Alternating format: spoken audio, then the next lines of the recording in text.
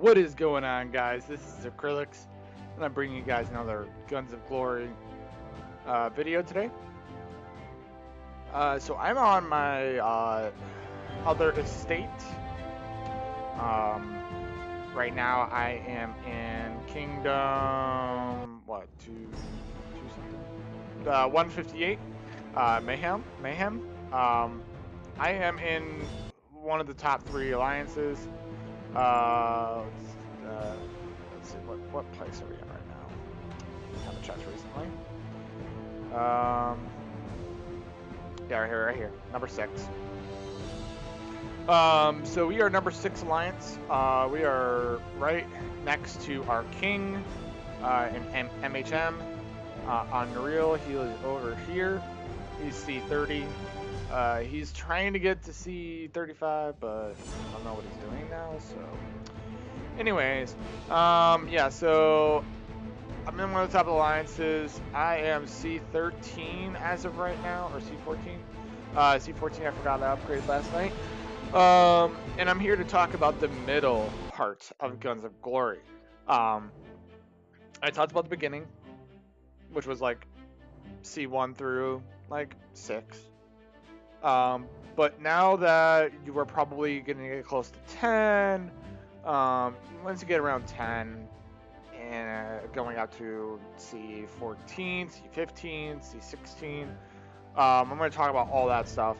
I'm going to stop at C15 because I don't have these unlocked yet, so I can't show you them. But we're going to talk up to C14. So from C like 5, 6 to like now C14. All right. So at this point, you've pretty much established. You've built all your buildings. You've done research. You've built your rural buildings. You've upgraded most of them at this point. So what you're really going to want to focus on at this time is thinking about what needs to be done, right? So like right now, okay, I have not been in anymore. I have been attacked by this jerk right here. Thankfully, most of my troops weren't home, but he attacked me again. I lost 20,000. So I'm going to show you. I've not been in any fights. I haven't fought anybody. Haven't attacked anybody that has troops. Just attacked little castles to get for quests and whatnot. So you can see I have not been in battle. And because I have not been in battle, in C14, I have 150,000 troops. And I have 3 march slots. I have 3 full marches and still have some left over. Right now, I have 3 marches out. 1 full march with my airship at the Alliance iron mine, collecting iron. 54,490 troops. I have a full march out at, well, not close to a full march, but I have a march out at collecting wood and 1 collecting food. So I have a lot of troops. This is what I was talking about in my last video. This is what I was talking about because I have 150,000 troops. I am almost at 200,000 troops, and that is a lot of troops. And that is what's going to win me a war. So, like I said, I am not attacking anybody. I do not plan on going to war very much on this. This is kind of just more laid back, relaxed account. Just building my buildings, getting my castle level up, crafting gear, just taking it all nice and slow. Try not to spend any money on this one. I've only spent about $25, $20 on gold opulence, and then scholar gems. So I really haven't spent any money on this one, and that's because I really just, this is just kind of my laid back one, just for fun. Take a chill pill, whatnot. So you can see most of my buildings are level 13 or above. My hospitals need a little bit of loving over here, but we are building them up. On this account, like I said, this is a little more laid back, and you should be. You should be laid back in the early stages. Don't get all riled up, wanting to kill people. Just take it slow, take your time. There is no rush. With that said, there also is a rush too. You don't want to be so slow that you're not progressing. as you can see right here, I have 5 million power. Now, most C15, C14s do not have 5 million power. I have more power than most people do, and that's one because I have opulence gear with scholar gems in them, and also I have tons of troops. So you should be around 4 or 5 million around this time. I have 5.5, so I have really outdone myself on this one. This is by far my best estate at this stage. But like I said in my last video, if you take your time and you build and you build and you train and you train, it's really going to pay off in the end. The rural buildings, don't really be too worried about the farms and the wood, because you're really going to dismantle them later anyways.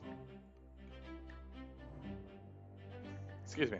So the only stuff that you should really be making sure you keep up to date on is your military tents and your hospitals. Should always be the max level. There's no reason they should not be. As I said, the military tents do take some time. This one takes 5 hours to get to 13. To get from 13 to 14, it is 7 hours. So it does take some time, which is fine. If you're playing laid back, you really don't need to be on here every single minute of your life. So start your timers, set a time on your phone to let you know when things are done.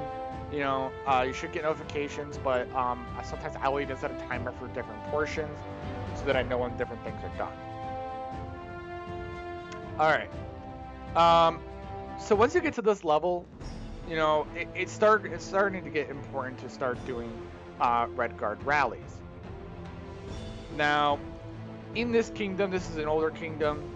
This is Kingdom 158. Like I said, this is an older one. We have level 30 Red Guard camps. Like I showed you in my last video, there are different levels of Red Guard captains that you have to fight to get these chests. Now, these are level 7 chests now. The highest chest you can get in the game, as far as I know. I haven't visited the other kingdoms, so I can't really say for sure, but I'm pretty sure level 7 is the highest to go.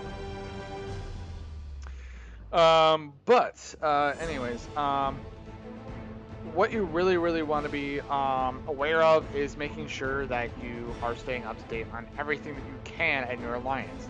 So at this point, you should be in a pretty established alliance, one that is, doing you good instead of harm, one that is, beneficial. So that means doing the underworld gates. Like right now we are on in Painful. We have to fight Blackbeard, but you get these nice ass rewards. You get you get fragments, you get gold, you get wood and food and bounty parcels and whatnot. So make sure you're doing these events. Make sure you're donating keys. Even if you're not on, you're still getting a reward. Oftentimes I can't even donate a key because the gate's already open. So I always have to make sure I'm online to fight. And then also make sure you're online for the Red Guard raids. Red Guard raids, let me show you right here, is basically where the Red Guard will come and invade your estate. They will attack your alliance, and your job is to protect your allies, because the more allies you have, the more points you gain. So it's very important that you keep up on it, and make sure you reinforce your teammates to gain more points if their troops aren't home or if they're struggling. So to reinforce a teammate, you just go here and you click there, and then you send your troops. Note that you can't send your march capacity. You can only send a certain amount of troops depending on, well, you can send your march capacity if you change your airship ability, which I will talk about another time, but just to show you, because I'm talking about it. If you go to defense and you just take something out and you put in march capacity, you can increase the amount of troops you can send to a certain estate. But you do have to be careful, because even though you can send your full march, you want to make sure you're not stretching yourself thin, because you want to make sure you have enough of your own troops home to defend your own estate. Because if you can't defend yourself, you burn and then you die anyway. So make sure you have enough troops. And then in order to increase power levels, because at this point, C14, C15, this is where you're really going to start seeing your power shoot up. I mean, shoot up like heroin, like it's crazy. Like your power will, boom, all of a sudden go crazy. Up to this point, you know, it's steady power levels. You know, every, you know, castle level goes up just a little bit. But now you're going to start noticing that you're going to get more and more power. And to do that, to get the most power out of everything, is to make sure you're researching, you're building traps, you're training troops, you're upgrading your buildings. All this stuff gives you power. But the most important thing is your gear. So at this point, I am Lord level 23. So if I go to my inventory and then click on store and chest, you can see that I am required to have a Lord level 21 to equip. So I'm gonna go ahead. I don't even have enough gold. Anyways, can I buy enough of these? I can, but I'm gonna waste all my gold. I don't really want to do that right now. Oh, I have more gold. Just kidding. Use up all my gold. Okay. I'm not gonna buy the, well, let's just see how much I can buy. Can I buy enough? 6, 10, 15. Shit, whatever. Alright, well, I just blew through my gold. Oh well. Anyways, so go to chests. Open up your grade 5. You want to get these only. Don't waste your time with the lower ones. Go to your armory and synthesize. Oh, wow, I am so lucky. Okay, well, I got Porthos armor off my first try. So that's a thing. So I obviously do not have anywhere close to enough steel or anything. But this is really good. This is awesome that I got this because once I start crafting war armor, this is going to be pretty awesome to have. Actually, I am super lucky to get this. I have not gotten this gear on any other of my estates, and I bought so many design chests, and I've not gotten this armor, so I'm pretty happy. But you see how much steel you need. Now, to get steel, you have a couple options. One, if I'm not mistaken, you can get steel from the daily delivery. Now, this is not a bad deal. I'm going to talk about this in a different video, but if you need steel regularly, this is a great way to go. Get the 7-day package, get the 30-day package, whatever. This is a great deal. The other way to get steel is if you go to your munitions exchange, only get steel for your free and up to 10 gold for the rest of it, because this is really going to give you a nice amount of steel to use. And then finally, other ways to get steel is the spirit mines, which I can't show you right now, but I will show you later. And then also dismantling stuff that you don't need anymore. I just you know, basically craft everything you can. Craft everything that you have. There is no reason not to. You can dismantle this stuff for later. You can see I can get 2,000 steel out of that. 1,000, some animal hide, whatnot and whatnot. Just be really careful of what you dismantle, because you can dismantle your opulence. You can see here you get some nice resources from it, but just don't do it. Don't risk it. They should really put a lock on these, because I've done it myself. Yes, I am guilty. I have dismantled my opulence coat. They gave it back to me, thank God. I was like, oh my God, what did I just do? There goes $100. But thankfully they retrieved it for me, so I was good. But just be very careful of what you dismantle. You do not want to dismantle anything that you need. Anyways, so once you get your steel, then you can go ahead and craft your items. I just keep crafting. I'm being serious. Just keep crafting. You can dismantle later. All right. So next thing is VIP. VIP at this point, don't worry about it. Don't worry about VIP until you get to like VIP like 7. I like to say like 7, 8. This is where you're going to want to start activating your VIP for 30 days. You can use your 1 days every once in a while. I would use 1 day VIPs or 30-minute VIPs when I'm doing catacombs, because it really speeds it up. Catacombs is terrible. It speeds it up, makes it a little bit faster, which is nice. So this is not a bad thing to do. But once you get VIP 8, you get a +1 March slot. So start using your 30-day but that's not going to be until like your C22, 23 before you get VIP 8. So don't worry about that right now. All right. So other thing that you should be doing every 2 days is catacombs. Now I'm not really worried about catacombs right now.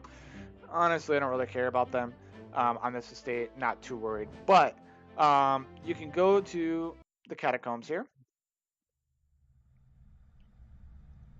and you just click around here. You fight.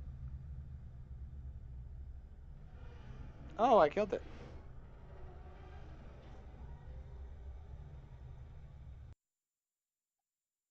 And then you step out, and you're done. You can also craft gear. I'll go over this in a different video, but this is basically what all catacombs is. You just walk around aimlessly in long-winded battles and fight beasts and whatnot. It's kind of boring. But anyways, so that is pretty much, I think, it. I don't think I have anything else. I covered training troops, how many troops I have to show off. Research. Oh, let me actually talk about one thing about research. So there's a lot of tiers research. I mean, except for this one, you can't research this one until you're level 26. But do combat first. Just it's the most expensive, but just do combat first. Okay, just do yourself a favor. Do this first. Get all the way up as far as you can. Get to March slots 2 as soon as you can, because this is important to have. So. Get as far as you can. I mean, you can only go so far until you can't go any further. Once you get to this point, look at this: 21 million food, 34 million, 10 million iron just to research freaking artillery, like crazy. But once you do combat, you kind of get up to where you can't research anymore until you upgrade. Then go to economy, get your iron production, your iron gathering, all that stuff up. There should be relatively short timers in the beginning of the game. Your development, if you're going to do development, make sure you do troop load, stamina recovery, and train speed as soon as possible. These are very important. This is going to make our life a little bit easier. And then the last two that you should be doing is defense and creation. I do defense when I just don't have anything else to research right at the time, which is fine to do. These are relatively short timers. You can see less than an hour, 4 hours, but relatively short timers. And then if you absolutely nothing to train at all or research, and you're just bored out of your mind, then yes, sit at creation and just research this. If you need a few days to build up resources before you can train your next combat, go in here, hit research for a day in 10 hours or for a catacombs cooldown. I mean, there's absolutely nothing. I mean, it's a 1% difference. It doesn't make any difference at all. But hey, it's something to research. It increases your power, so it's worthwhile in the end. So you definitely want to go through this at some point in your life. I mean, I have researched a lot of this on my other estate. I will show you later.